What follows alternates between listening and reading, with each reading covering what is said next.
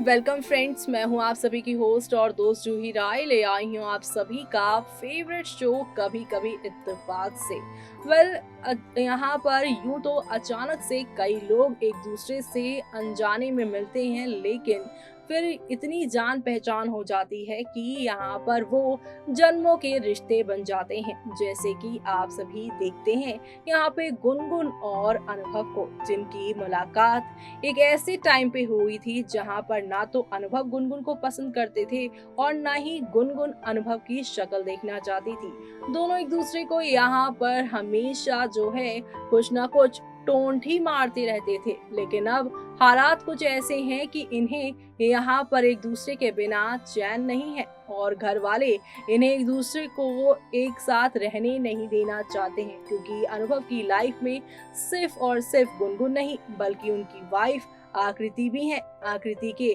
जाल में कुछ ऐसे फंसे थे आप सभी के अनुभव कि यहाँ पर उन्हें आकृति से शादी करनी पड़ी और गुनगुन का साथ छोड़ना पड़ा। और अब वो आकृति गले की फांस बन चुकी है और अब तो कुछ ऐसा करने वाली है जिससे आप सभी के अनुभव को बहुत गुस्सा आने वाला है। उनकी लाइफ को स्पॉइल करने का कोई भी मौका आकृति नहीं छोड़ रही है। तो अब वो क्या करने वाली है, चलिए देखते हैं हमारी इस खास रिपोर्ट में। स्टार प्लस पर टेलीकास्ट होने वाले सीरियल कभी कभी इत्तेफाक से की कहानी काफी इंटरेस्टिंग चल रही है, क्योंकि अब आप सभी देखने वाले हैं कैसे यहाँ पर आपकी जो आकृति है कुल श्रेष्ठ परिवार के सामने अनुभव और गुनगुन का राज खोलकर रख देने वाली है। दरअसल आप सभी देखने वाले हैं आकृति अनुभव के परिवार को फोटो दिखाती है और सीन बताती है। अनुभव कहता है कि आकृति ने उसे कहा है कि वो उसके तलाक चाहती है। गुनगुन कहती है कि अगर तलाक हो गया तो वो घर तोड़ने वाली कहलाएगी। तो वहीं अनुभव कहता है कि उसकी खुशी और शांति केवल गुनगुन के पास है। चारुदत्त अनुभव को बुलाना चाहता था। आकृति कहती है कि इसका कोई फायदा नहीं है और वो कहेगी कि इसके बाद वो इससे संभाल लेगी। जी हाँ, यहाँ पर खूब ड्रामा होगा, लेकिन इसी के साथ आप सभी अब देखने वाले हैं शो में एक नेक्स्ट लेवल अप वाले ड्रामे भी होंगे। दरअसल एपिसोड की शुरुआत में प्रत्यूष ने गोली से कहा कि वो अपनी गलती को सुधारना चाहता है और उसे एक और मौका देने का रिक्वेस्ट करता है। गोली प्रत्यूष को माफ करने और उससे एक और मौका देने से इनकार कर देती है। चंद्र गोलू को एक बार प्रत्यूष की पूरी बात सुनने के लिए कहता है। चारुदत्त कहता है कि वो अभी भी प्रत्यूष पर भरोसा करने के रिजल्ट भुगत रहे हैं। वो कहता है कि उन्होंने अब तक ना तो गोली को चोट पहुंचाई और ना ही किसी को चोट पहुंचाने दी। वो कहता है कि गोली फैसला करेगी और बात यही खत्म हो जाती है। अगर गोली उसके प्रपोजल को ठुकरा रही है, वो कहता है कि वो प्रत्यूष के धोखे को माफ कर सकते हैं लेकिन भूल नहीं सकते हैं। गोली वहां से जाती है, वो खुद को बंद कर लेती है और रोती है। इधर प्रत्यूष कहता है कि वो पास्ट में हेल्पलेस था और चारुदत्त से उसे एक और मौका देने की यहाँ पर रिक्वेस्ट करता है। चारुदत्त कहता है कि प्रत्यूष ने पहले ही उनका विश्वास और वादा तोड़कर माफी मांगने का अब कोई यहाँ पर असर नहीं होगा। चंद्रू चारुदत्त से एग्री होता है। प्रत्यूष उससे यहाँ पर पनिशमेंट देने के लिए कहता है, लेकिन उससे पहले उसे गोली से बात करने दे। चारुदत्त ने मना कर दिया है। तो वहीं प्रत्यूष ने चारुदत्त के फैसले को एक्सेप्ट कर लिया। वो कहता है कि उसने उनसे बात करने के लिए 15 साल तक इंतजार किया और गोली से माफी मांगते हुए उम्मीद की कि वो माफ कर देगी। वो कहता है कि वो उसे माफ नहीं कर रही है, जो उसकी सबसे बड़ी सजा है। अगर उसकी माँ जिंदा होती तो वो गोली को मना लेती, लेकिन गोली ने उसके अंतिम दिनों में उसकी सेवा की थी। वो कहता है कि वो उसे गोली से मिलने से रोक सकते हैं, लेकिन वो उसे गोली का इंतजार करने या कोशिश करने से नहीं रोक सकते। वो कहता है कि वो शाम को वापस आएगा और चला जाएगा। गोली गुनगुन को फोन करता है और कहता है कि यहाँ उन्होंने हॉल बुक कर लिया है। एक फंक्शन में गुनगुन और अनुभव डांस कर रहे हैं। गुनगुन गोलू को थैंक यू कहती है। इंस्पेक्टर कमिश्नर से कहता है कि रणविजय लखनऊ में नहीं है, मुंबई में है। कमिश्नर पूछता है कि रणविजय को पकड़ने का समय क्यों नहीं मिल रहा है। इंस्पेक्टर कहता है कि उनके डिपार्टमेंट का कोई व्यक्ति यहाँ पर इंफॉर्मेशन लीक कर उसकी मदद कर रहा है। कमिश्नर कहता है कि उन्हें भी यही शक है और पहले उस आदमी को पकड़ने के लिए कहता है। चारू दत्त सुनंदा, सरगम और चारू दत्त प्रत्यूष के बारे में बात करते। सरगम को चिंता है कि प्रत्यूष की वापसी के कारण गोली फिर से खुद को बंद ना कर लेगी।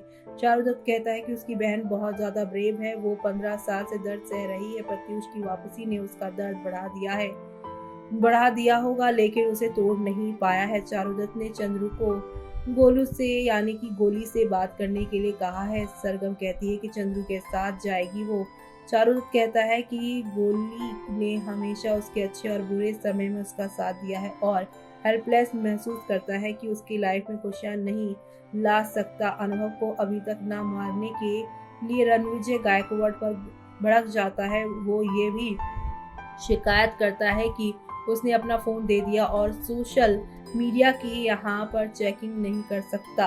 गायकवाड़ पूछता है कि वो इतना मूर्ख कैसे हो सकता है और भूल सकता है कि पुलिस उसके फोन को ट्रैक करके उस तक पहुंच सकती है। गायकवाड़ रणविजय को शांत करता है और कहता है कि उसके आदमी अनुभव पर नजर रख रहे हैं और मौका मिलने पर उसे मार देंगे। तभी गायकवाड़ के आदमी आते हैं और गुनगुन और अनुभव के प्रकाश के घर आने की इंफॉर्मेशन देते हैं। एक आदमी कहता है कि जल्दी प्रकाश की शादी होने वाली है और गुनगुन और अनुभव उसकी शादी में शामिल होने वाले हैं। रणविजय कहता है कि अनुभव को मारने का यही सही मौका है। गायकवाड़ पूछता है कि शादी कब है। उसका आदमी कहता है कि जब ये फिक्स हो जाएगी तो वो उसे इन्फॉर्म करेंगे। रणविजय अनुभव और गुनगुन की फोटो लेने के लिए कहता है। गायकवाड़ का आदमी कहता है कि वीडियो भेज देगा और चला गया। आकृति और नीति गोलू को समझाने की कोशिश करते हैं। गोली उनकी खातिर खाना खाने के लिए तैयार हो जाती है। चारू दत्त और सभी प्रत्यूष के बारे में बात करने के लिए गोलू के पास आते हैं, लेकिन गोली ने उनकी एक नहीं सुनी। वो कहती है कि उसने अपना फैसला ले लिया है और उससे रिक्वेस्ट करती है कि इससे बदलने की कोशिश ना करें। वहीं प्रकाश और आरती के संगीत में यहाँ पर आप सभी देखेंगे किस तरीके से शो में अब एक दो नहीं बल्कि काफी ड्रामे होते हुए नजर आने वाले हैं।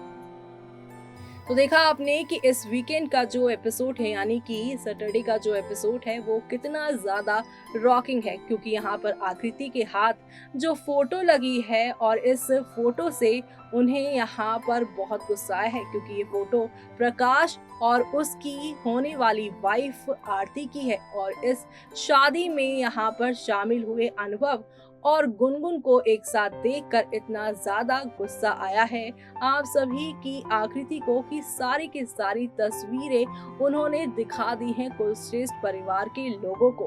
वेल आकृति ने कह दिया है कि मुझे अभी तक शक था, लेकिन अब यकीन हो गया है और यकीन इन तस्वीरों ने दिलाया है और अब मैं इस लखनऊ में और ज्यादा दिन तक नहीं टिकूंगी। मुझे मुंबई जाना है, चाहे मुझे उसके लिए अपनी नौकरी क्यों ना छोड़नी पड़े, लेकिन मैं उस गुनगुन से अपने पति को दूर करके ही दम लूंगी। ऐसे में अब आगे क्या क्या होने वाला है, आकृति मुंबई आएंगी तो क्या रणविजय से उनकी मुलाकात होगी और रणविजय से जब आकृति मिलेंगी तो कितना खतरा अनुभव और गुनगुन की जिंदगी में बढ़ने वाला है, वो तो आने वाला अब आप सभी को अपकमिंग एपिसोड बताएगा। सैटरडे के इस एपिसोड के बाद और क्या क्या चेंजेस आएंगे अगले हफ्ते वो देखना काफी मजेदार होने वाला है। इसी के साथ यहाँ पर आप सभी देखने वाले हैं किस तरीके से गुनगुन भी सारी चीजें जो हैं वो फिलहाल मैनेज करती हुई दिखाई दे रही हैं, लेकिन क्या गुनगुन यहाँ पर आकृति के आने वाले नए हमले को देख पाएंगी, वो सब देखना आप लोग मिस मत करिएगा। इसी के साथ मुझे यानी कि जूही को दीजिए इजाजत। Bye bye, take care.